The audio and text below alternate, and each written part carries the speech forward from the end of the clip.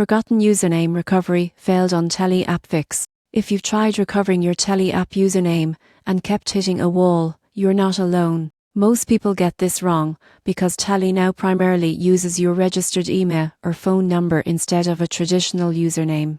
Guessing usernames rarely works and can waste a lot of time. Here's how to fix it. Step 1. Open the Tally app and tap Forgot Username. Enter the email or phone number linked to your account. This is how Tally securely identifies you. Step 2. If you no longer have access to your registered email or phone, you'll need to verify your identity. Have your full name, date of birth, and any account-specific details ready. This ensures only the rightful account owner can regain access. Step 3. After verification, follow the instructions to reset your password. Make sure to check your spam or junk folder if the email doesn't arrive immediately. Step 4. If the standard recovery process fails, contact Tally support directly. Explain that username recovery attempts failed and provide the requested information.